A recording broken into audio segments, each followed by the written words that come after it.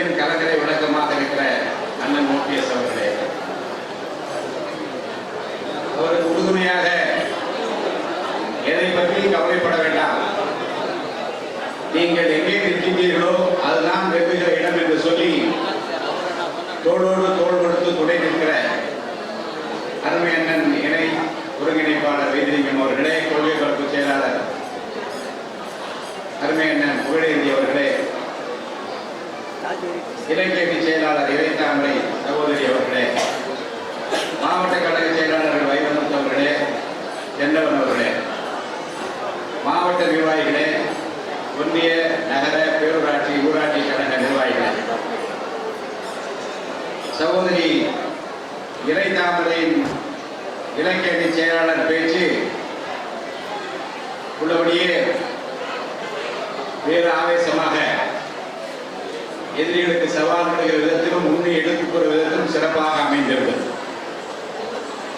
தமிழ்நாடு முழுவதும் அவர் இலக்கிய அணிக்கு ஒரு பாசறை மிகப்பெரிய அமைப்பை ஏற்படுத்துவாரேனால், அண்ணன் சொல்லியபடியெல்லாம் செய்வாரேயானால் அது இந்த இயக்கத்திற்கு வலு சேர்க்கும் என்று நான் கருதுகின்றேன். இங்கே வழக்கம் போல நம்முடைய கொள்கை பரப்பு செயலாளர் புகழேந்தி அவர்கள் சவால் விட்டு பேசினார். எடப்பாடி பழனிசாமி ரெண்டு பேரை பார்த்துதான் இப்போது பயப்படுவார். ஒன்று நம்முடைய மருது அழகராஜ், அடுத்தது நம்முடைய புகழேந்தி அவர்கள். ரெண்டு பேரும் டிவி பேட்டியாக இருந்தாலும் சரி, எழுதுவதாக இருந்தாலும் பேசுவதாக இருந்தாலும் விழுந்து வாங்கி கொண்டிருக்கிறார்கள். இப்போது ஒரு வார காலமாக எடப்பாடி பயந்து நடுங்கிக் கொண்டிருப்பது தீகார் ஜெயிலிருந்து ஏன் அவர் சொன்னார், இது எங்கே போய் முடிய போகிறது என்று கவலையில் தூக்க முடிக்காமல் இருக்கிறார். அண்ணா திராவிட முன்னேற்ற கழக வரலாற்றில் இங்கே இருக்கிற பல பேருக்கு புரட்சித் தலைவர் எம்ஜிஆரை தெரியும், அவர் அடிவகுத்து நடந்த புரட்சித் தலைவர் அம்மாவை தெரியும். அண்ணாவின் மறைவுக்கு பிறகு ஏற்பட்ட வெற்றிடத்தை பூர்த்தி செய்வதற்கு எல்லோரும் தேர்ந்தெடுத்து புரட்சித் தலைவர் எம்ஜிஆர் ஆதரவோடு தான் அந்த இயக்கத்தை வழிநடத்துவதற்கு முதலமைச்சராக ஆவதற்கு கலைஞர் கருணாநிதி அவர்களுக்கு இடம் கிடைத்தது. ஒரு மாபெரும் இயக்கத்திற்கு, திராவிட இயக்கத்திற்கு புரட்சித் தலைவர் ஆதரவு இல்லாமல் வந்திருக்க முடியாது. ஆனால் இந்த இயக்கம் கொள்கையை விட்டு கோட்பாடுகளை மறந்து, அண்ணாவை மறந்து, பெரியாரை மறந்து, மக்களை மறந்து, மனித நேயத்தை மறந்து ஒரு இயக்கம் தனிவிட்டு போய் கொண்டிருக்கிறது என்றுதான் புரட்சித் தலைவர் எம்ஜிஆர் அண்ணா திராவிட முன்னேற்ற கழகத்தை கணக்கு கேட்டு துவக்கினார். மக்கள் ஏற்றுக்கொண்டார்கள். காரணம், இவர் சொன்னால் இது நியாயம் இருக்கும், இவர் சொன்னால் தர்மம் இருக்கும், இவர் சொன்னால் கருத்து நியாயம் இருக்கும் என்று மக்கள் உணர்ந்த காரணத்தினால்தான் புரட்சித் தலைவர் எம்ஜிஆர் பக்கம் நின்றார்கள்.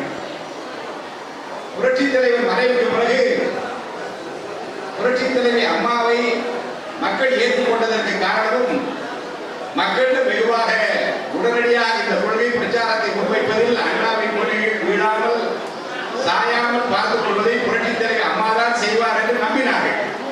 அதனால்தான் துணைவியார் என்று நாங்கள் எல்லாம் சொன்ன போதும், மனைவி என்று நாங்கள் எல்லாம் ஆர்ப்பரித்த போதும் ஜானகி அம்மாவை ஏற்றுக்கொள்ளவில்லை. காரணம் என்ன என்றால், இந்த காலகட்டத்தில் திமுகவை எதிர்ப்பதற்கு இவர்தான் சரியானவர், இவர்தான் அந்த கொள்கை பிரச்சாரத்தை ஏற்க முடியும் என்று மக்கள் நம்பினார்கள்.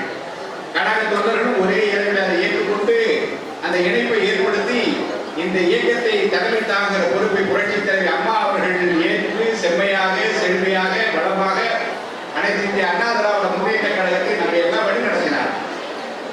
மீண்டும் ஒரு தொய்வு ஏற்படுகிறது.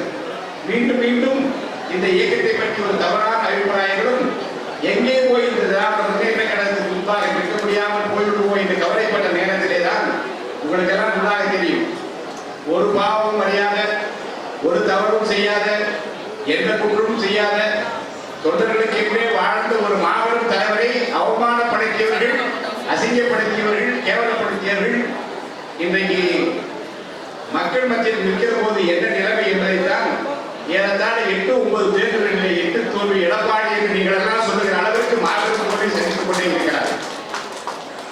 யாருக்கு அநீதி இழைக்கப்பட்டிருக்கிறது என்றால், புரட்சித் தலைவர் எம்ஜிஆரை பற்றி அணு அணுவாக அறிந்தவருக்கு அநீதி ஏற்பட்டிருக்கிறது. அவர் நடத்தி வந்த வியாபாரத்திலே காலையிலே அவர் போய் கடையிலே உட்கார்ந்திருந்தால் எம்ஜிஆர் பாட்டு கேட்கும் என்று ஊரில் தம்பி பன்னீர்செல்வம் வந்துவிட்டார் என்று பெரியவர்கள் சொல்வார்கள், அண்ணன் பன்னீர் வந்துவிட்டார் என்று இளைஞர்கள் சொல்வார்கள். ஏனென்றால் எம்ஜிஆர் பாட்டு கேட்டு அப்படி இந்த இயக்கத்திலே வளர்ந்தவர் தான் அண்ணன் ஓபிஎஸ். இயக்கம் தோன்றிய காலத்திற்கு முன்பாகவே புரட்சித் தலைவர் பாடல்களை முன்மொழிந்து பாடி மக்களை சேர்க்கிற அந்த பணியிலே உணர்ந்து தோளோடு தோள் கொடுத்து உழைத்தவர் தான் அண்ணன் நம்முடைய ஒருங்கிணைப்பாளர். இப்போது அநீதி என்று நான் சொல்வது, அண்ணா திராவிட முன்னேற்ற கழகத்திற்கு ஒரு தொய்வு ஏற்படுகிற போது அந்த தொய்வை நீக்குகிற பணிக்கு யாரும் முன்வரவில்லை, மந்திரிமார்கள் முன்வரவில்லை. ஒரு அநீதி இழைக்கப்படுகிற 2 பேரும் ஒரு தேர்தலில் நின்று தொண்டர்களெல்லாம் ஓட்டு போடுகிறார்கள். தொண்டர்களெல்லாம் ஓட்டு போட்டு வெற்றி பெற்றதாக அறிவித்து 2 பேரும் வீட வைத்துக் கொண்டார்கள். எல்லாம் படம் பார்த்தீங்கன்னா இல்லையா? கேக் ஊட்டி கொண்டார்கள், செங்கோலை பிடித்துக் கொண்டார்கள். நான் கேட்கிறேன், செங்கோலை பிடித்துக் கொள்கிற போது இவர் யார் என்று தெரியவில்லையா? கேக்கு ஊட்டி கொள்கிற போது கைகளை கொட்டி எல்லோரும் ஆர்ப்பரித்த போது இவர் யார் என்று தெரியவில்லையா? 2026 வரைக்கும் பதவியிலே இருக்க வேண்டியவரை 5 மாதத்துக்கு உள்ளாகவே வேண்டாம் என்று நீங்கள் சொல்லும் போது வாய் மூடி மௌனமாக இன்னும் கால அவகாசம் தந்து இவர்கள் திரும்பினால் இந்த இயக்கம் பாடுபடாமல் போகவே என்று கவலைப்பட்டவர் தான் நம்முடைய உன்னதமான தலைவர் அண்ணன் ஓபிஎஸ் அவர்கள். தர்மயுத்தம் நடத்துகிற போது உங்களுக்கு எல்லாம் நன்றாக தெரியும். நாங்களெல்லாம் உடனிருந்து பார்த்த போது ஏன் தர்மயுத்தத்திலே கொண்டு போய் இந்த கட்சியோடு இணைந்தார் என்றால், இந்த கட்சி வீழ்ந்து விடக்கூடாது, 100 ஆண்டு காலம் வாழ வேண்டும், நினைக்க வேண்டும் நினைத்த ஆட்சி என்று அண்ணா சொன்னார்கள். 1000 ஆண்டு காலம் ஆனாலும் இந்த ஆட்சியை கட்சியை அழிக்க முடியாது என்று புரட்சித் தலைவர் எம்ஜிஆர் அறுதி சொன்னார். அப்படி சொன்ன இந்த கட்சி அழிந்து விடக்கூடாது, தன்னாலே வந்து விடக்கூடாது, பழிபாவம் சுமந்து விடக்கூடாது என்பதற்காகத்தான் அறுதி அண்ணர்கள் தர்மயுத்தத்தை இணைக்கிறார்கள். இந்த ஆட்சியை காப்பாற்றுகிறார்கள், இந்த கட்சிக்கு பெருமையை காப்பாற்றுகிறார்கள். வீடு நடை போட்டு பெருமிதத்தோடு கொண்டு இந்த வேட்டியை கட்டிக்கொண்டு நடக்க வேண்டும் என்று விரும்பி இந்த இயக்கத்தை இணைத்தார்கள். ஆட்சி காப்பாற்றப்பட்டது, கட்சி நிறைப்பட்டது. ஆனால் என்ன நடந்தது என்றால், மீண்டும் மீண்டும் ஆட்சிக்கு வருவது என்றால் இவர் இருந்தால் தாங்கள் வர முடியாது என்ற ஒரே காரணத்திற்காக தன்னுடைய எதேச்சதிகார சக்தியை பயன்படுத்தி சுய லாபத்திற்காக அண்ணன் அவர்களுக்கு அநீதி இழைத்தார்கள். இன்றைக்கு நான் சொல்லுகிறேன், புரட்சித் தலைவர் எப்படி இந்த கொள்கையை கோட்பாடுகளை மறந்து திராவிட முன்னேற்ற கழகம் தனியிட்டு போகிறதை தனி இயக்கத்தை துவங்கினாரோ, எப்படி புரட்சித் தலைவர் அம்மாவர்கள் திராவிட முன்னேற்ற கழகத்திற்கு எதிராக அதிமுகவை கீழ்நடை போட்டு பெண்ணித்தோடு நடக்க வைக்க வேண்டும் என்று விரும்பினார்களோ, அதே எண்ணத்தோடு தான் இந்த கட்சி நிமிர்ந்து இருக்க வேண்டும்.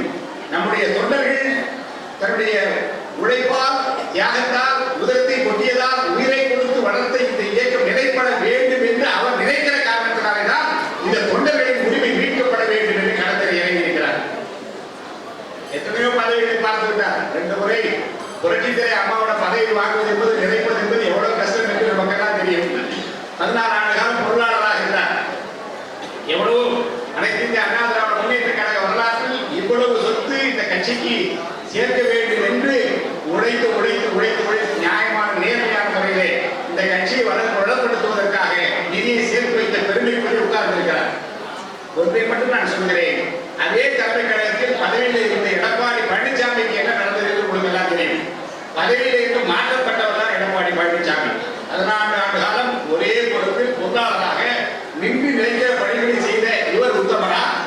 ஆனால் பதவி தலைமை கழகத்திலே பெற்று புரட்சித் தலைவர் அம்மாவுக்கு பிடிக்காமல் மாற்றப்பட்ட எடப்பாடி பழனிசாமி பெரியவரா என்று எண்ணிப்பார்கள். அண்ணா திராவிட முன்னேற்ற கழகத்திற்கு ஒரு சோதனை வந்திருக்கிறது. அந்த சோதனை அவருக்கு வரவில்லை. அவர் பாட்டுக்கு நிலை கொடுத்து ஊரில் போயிருக்கலாம், அவர்கிட்ட விவசாயத்தை பார்த்துருக்கலாம், குடும்பத்தோடு நிம்மதியாக சந்தோஷமாக இருக்கலாம். ஆனால் இன்றைக்கு துவக்கப்பட்டிருக்கிற இந்த தர்மயுத்தத்தின் நோக்கம் என்ன என்றால், இந்த இயக்கம் நிலைக்க வேண்டும் என்றால் தொண்டர்கள் உரிமை காப்பாற்றப்பட வேண்டும். இந்த இயக்கம் நிலைக்க வேண்டும் என்று சொன்னால் தொண்டர்கள் இழந்த அந்த உரிமை மீட்கப்பட வேண்டும். அப்படி மீட்கப்பட வேண்டும் என்றால் அவரோடு நாம் புதிதாக ஒரு விதியை போடவில்லை. ஒரு புதிதாக விதியை எழுதி கொள்வது இது நிறைவேறும் என்று எதை செதிகாரம் செய்யவில்லை. என்ன கேட்கிறார்கள்? புரட்சித் தலைவர் எம்ஜிஆர் போட்ட விதி எங்கே? தொண்டர்களால் தேர்ந்தெடுக்கப்பட வேண்டும் என்று அவர் சொன்ன அந்த விதி எங்கே? புரட்சித் தலைவி அம்மாதான் நிரந்தர பொதுச் செயலாளர் என்று ஏவோமின்னு சொன்னோமே, அந்த இடத்தில் யாரும் அமரக்கூடாது என்றெல்லாம் சொன்னோமே, கனவு கண்டோமே, ஆசைப்பட்டோமே, அந்த விதி எங்கே என்று கேட்கிற உரிமை தொண்டர்களுக்கு இருக்கிறது என்று உங்களுக்காக, எனக்காக, இந்த இயக்கத்துக்காக உதவித்தை விட்டு வளர்த்த அந்த தொண்டருக்காக இருக்கிற ஒப்பற்ற தலைவர் தான் அண்ணன் ஓபிஎஸ் என்பதை மறந்துள்ளார்கள். ஆக இங்கே குழுமி இருப்பது நிர்வாகிகள் கூட்டம். நிறைய அண்ணல் பேச இருக்கிறார்கள். உரிமை எப்படி மீட்க போகிறோம் என்றெல்லாம் சொல்ல இருக்கிறார்கள். ஒன்றை நீங்கள் புரிந்து கொள்ள வேண்டும். முதலிலே நாம் யார்? 1.5 ஆண்டு காலத்துக்கு முன்பாக நாம் யார்? இப்போது நாம் யார் என்றால், இன்றைக்கு பத்திரிகை துறை நண்பர்கள், ஊடகங்கள் நம் பக்கம் திரும்பி இருக்கிறது. தமிழ்நாடு முழுவதும் பெரிய மாற்றத்தை ஏற்படுத்திக் கொண்டிருக்கிறோம். அண்ணன் தலைமையில் வீடு நடை போட்டு பெருமிதத்தோடு அண்ணா திராவிட முன்னேற்ற கழகம் மீண்டும் களத்தில் நிற்கும், ஆட்சியை பிடிக்கும்.